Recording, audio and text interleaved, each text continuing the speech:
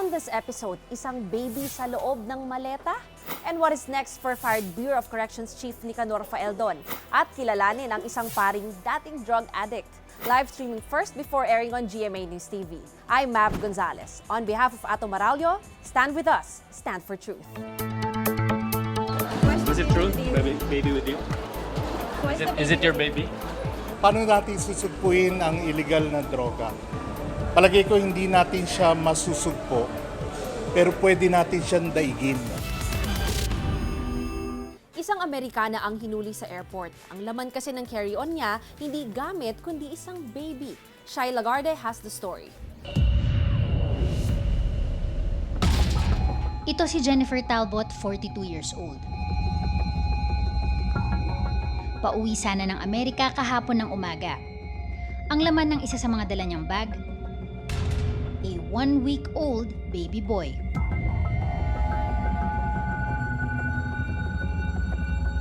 The other travelers are too preoccupied to notice what happens, just right before she puts her shoulder sling into the X-ray scanner.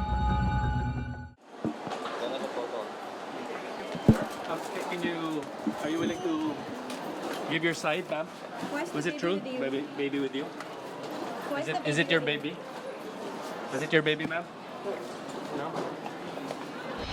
Pero pagkalampas sa immigration at pagdating sa boarding gate, namataan ng isang airline crew ang sanggol na nasa bag. And Jennifer couldn't produce the required travel documents maliban sa unsigned letter of consent mula umano sa magulang nito. Yesterday afternoon, tinurn over na ng Bureau of Immigration si Jennifer Talbot sa NBI. She was arrested at 4 p.m. and remains in their custody.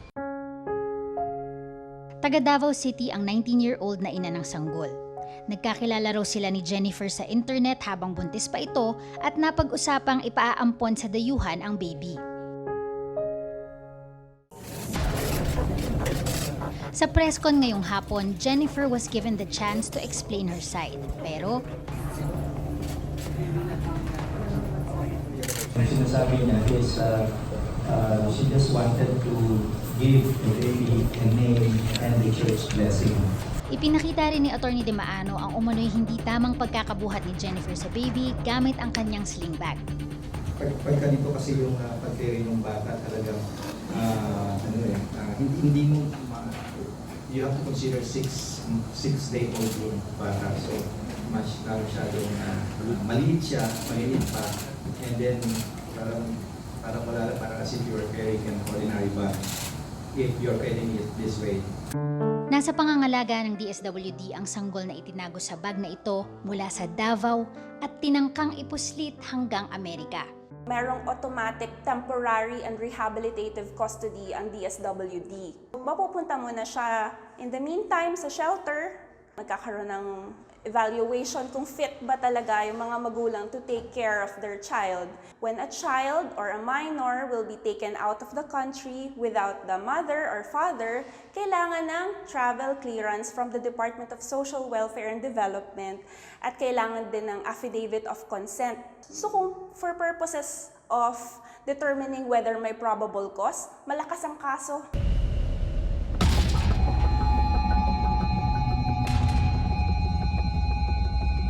Ayon din sa NBI, first time daw na may ganitong klase ng attempted trafficking.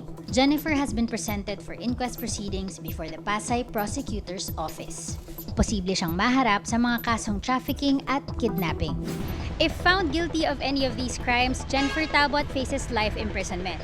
Samantalang ang ina ng sanggol at large ngayon at kakasuhan naman ng child abuse and exploitation. Mula dito sa NBI, I'm Shai Lagarde and I stand for truth. Proof that a drug addict can still be reformed, ang kwento ng isang dating addict na pari na ngayon. Let's get to know him in Isinilid's report. They're isolated sa karamihan. Kasi isang drug addict ay ina-isolate din yung kanyang sarili. Ito ang Sanlakbay Program, isang drug recovery intervention para sa mga drug surrenderers. Mahalaga At dito sa Manila City Jail, madalas makikita si Father Roberto de la Cruz o mas kilala bilang Father Bobby. Pamilyar para kay Father Bobby ang pinagdaraanan ng mga inmate. Dahil gaya nila, isa rin siyang dating drug addict. Dito sa counseling na ito, itinuturo ang iba't ibang steps for recovery kagaya ng spiritual healing. At kasama ni Father Bobby dito mag-conduct ng programa ang mga volunteers na recovering drug addicts. Nagsimula lang ako ng marijuana. Tumitikim lang ako, gumagamit ako occasionally nung nakagraduate na ako, nung in-introduce yung shabu. Doon ako na-addict talaga. Hindi raw agad nalaman ng mga magulang ni Father Bobby na gumagamit siya noon ng droga. Kahit pa nakailang beses na siyang labas-masok sa presinto. Umabot pa kasi sa puntong nagbenta siya nito.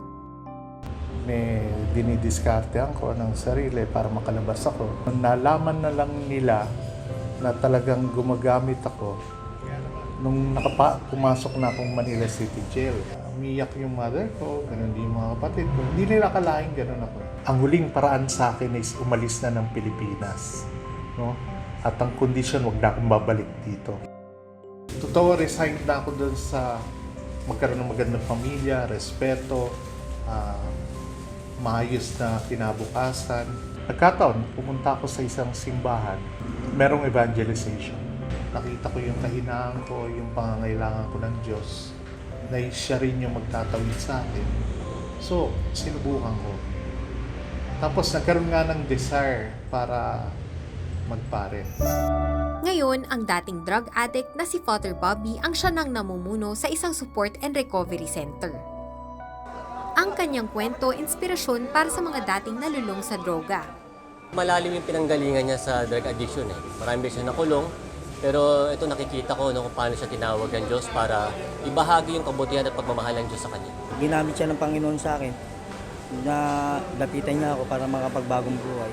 Yung tinuro po sa amin ni Father po, yung tumatak din po sa isipan namin, tsaka sa puso namin. At para kay Father Bobby, Paano natin susugpuin ang illegal na droga? Palagay ko hindi natin siya masusugpo, pero pwede natin siyang daigin. Ibig sabihin, bungkalin natin yung kabutihan na nakatanim sa loob ng tao. ang buhay ni Father Bobby at ng mga taong natulungan ng kanyang programa ay nagmumulat sa atin sa isang katotohanan na may mga taong kayang magbago kahit pa yung mga addict sa droga. Marami ang paraan. Rehabilitation, reintegration at kagaya ni Father Bobby, pwede rin kumapit sa pananampalataya. Makakatulong ang mga yan para muling makabangon sa lipunan ang mga minsay nagkamali. Ako si Isinilid and I stand for truth. May solusyon pa kaya sa forever na traffic sa EDSA? Kumasa sa hamong yan ang all-female strike force ng PNP Highway Patrol Group. Kilalanin sila sa report ni Anthony Esguera.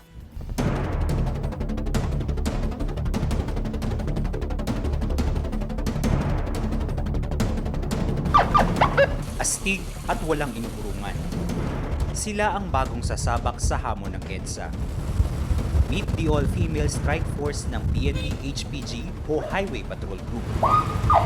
Ako po si Patrolwoman Judy Anti Maata, sir, na assign sa HPG NCR. Bilang Highway Patrol po, yun naman po talaga yung trabaho namin na tumulong sa EDSA para maibsan po yung traffic. Yung proper training po namin sa pagmumotor, may confidence po kami na pag pinalabas kami, ready po kami sa anumang mga situation na kailangang puntahan, sir.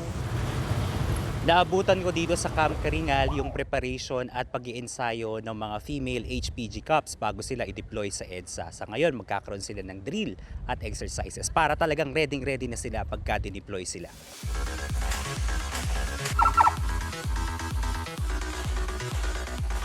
At ngayon, handang-handa na silang sumabak sa EDSA. Susundan ko sila ngayon papunta sa Camp Crame. Simula ngayong linggo, nag-deploy ang HPG ng 20 female motorcycle riding cups at initial deployment pa lang iyan. Madadagdagan pa sila lalo't magpapasko na naman at expected na ang mas malalang traffic sa Metro Manila. Always on the go and ready to respond to any situation on the road ang all-female strike force. Partikular na tututukan nila ang choke points lalo na sa Kugma o Cubao, Makati area. Bukod sa pagbabantay sa traffic, pa-iba pa raw dahilan kung bakit nag-deploy ng mga babaeng pulis sa EDSA. Para siyempre pag ang motorista, stress at makakita ng medyo maganda-gandang nakasmile na babae, nababawasan ng stress nila sa traffic. Sila ay nag-undergo ng motorcycle riders course, no? Na ito ay binibigyan ng Highway Patrol at sila yung the best among the best, na buong class nila. More than 400,000 vehicles pass through EDSA daily. This exceeds its capacity by more than 100,000.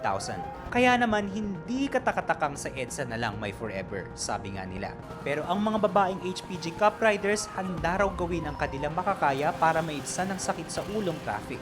Hiling lang nila, irespeto sila at higit sa lahat, irespeto ang batas trapiko. Hindi naman sa katatakutan, pero kung susunod lang sila sa batas at hindi sila magva-violate, wala naman pong problema na mangyayari po. I'm Anthony Esguerra and we stand for truth! Let's talk about the man of the hour, Faeldon. Richard, Faeldon was fired by the president, but is he off the hook? Well, the president has not made it clear, first of all, if he'll be reappointed again. Kasi meron tayong pattern kung saan, I think in the case of Faeldon, this was his third appointment, no? Nung paulit. At it's not also his first time to be embroiled in a Senate investigation, no? Nung head siya ng Bureau of Customs and then nilagay siya sa Office of Civil Defense, even if involved siya in 2 coup attempts, dun sa Awkward Mutiny and also Manila Pen Siege in 2007, and then yun nga, nilagay siya sa Bucor recently. So now he's an ex-director, but the president did not rule out the possibility that he'll be appointed again. In fact, he joked na baka, malay nyo, baka ma-appoint na naman yun, baka consultant or special advisor. We don't know. But the issue here is also punishment, no? Meron tayong pattern kung saan marami mga senior officials who are embroiled in corruption, they're fired or they're recycled, and in some cases, some of them in fact get even promoted. For instance, yung police chief ng Caloocan, no, after the Kian de los Santos case, I think he was relocated to a highway patrol, I think, position, and in fact, it was a form of promotion, no?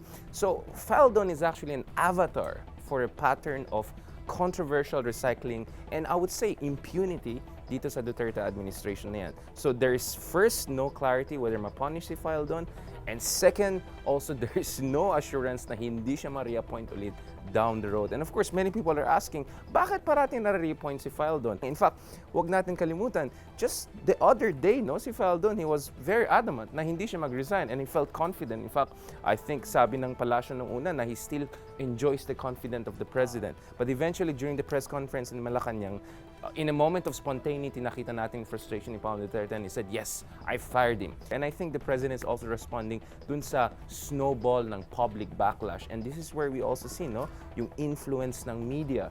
I think kung hindi na-expose ng media itong issue na to, siguro the president would not have fired him, no? So it took so much public backlash, so much criticism, including from the allies of the president, for this to happen. So it seems the threshold of the tolerance of President Duterte for erring an incompetent official is far too high. Richard, let's talk about itong paulit-ulit nating problema. Sa Senate hearing kasi, naungkat na naman na yung mayayaman, may impluwensyang mga bilanggo, they enjoy special privileges inside the Bilibid. Do you think this problem will ever get solved?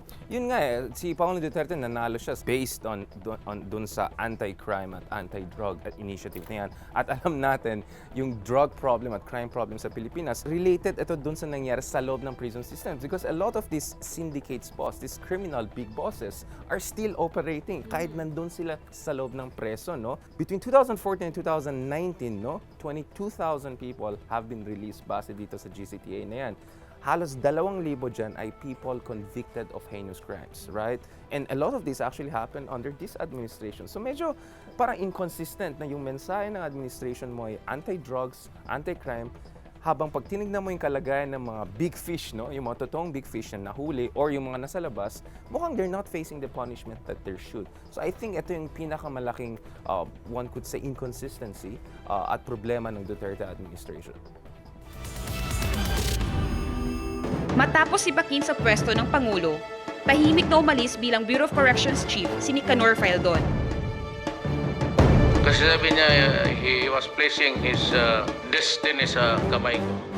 Sa kanyang statement, maluwag niyang tinanggap ang utos ng presidente. Sinubukan ng Stand for Truth na makapanayam si Faeldon. Pinuntahan namin siya sa Bureau of Corrections sa Muntinlupa. Pero ang sabi sa amin, madaling araw pa raw siya umalis sa Director's Quarters. Good morning po. Ito po ba yung office ni Sir Director Faeldon? Wala na po siya dito. Wala na po siya. Sa mga litratong ito nakuha ni Attorney Jose Dino, ang abogado ni Faeldon, makikitang nakapagbalot na siya ng gamit. Nakapagpaalam na rin daw siya sa mga empleyado. Ilang beses na ring na-appoint under the Duterte administration si Faeldon. During his stint at the Bureau of Customs, Faeldon faced criticisms matapos malusutan ng ahensya ng bilyon-bilyong pisong halaga ng shabu. Inilipat siya sa Office of the Civil Defense as Deputy Administrator at saka ipinalit kay Ronald de la Rosa bilang Bucor Director General. As of now, wala pang inaanunsyo na ipapalit kay Faeldon sa Bucor. Pansamantala, ang mga naiwang Bucor Deputy Director muna ang hahawak sa operations ng opisina. I am Manal Sugadol and I stand for truth. Abot kamay na ang weekend, guys, but be sure to catch us again tomorrow. On behalf of Atom Aralio, I'm Mav Gonzalez, together with Richard Haydarian and Joyce Spring. Stand with us, stand for truth.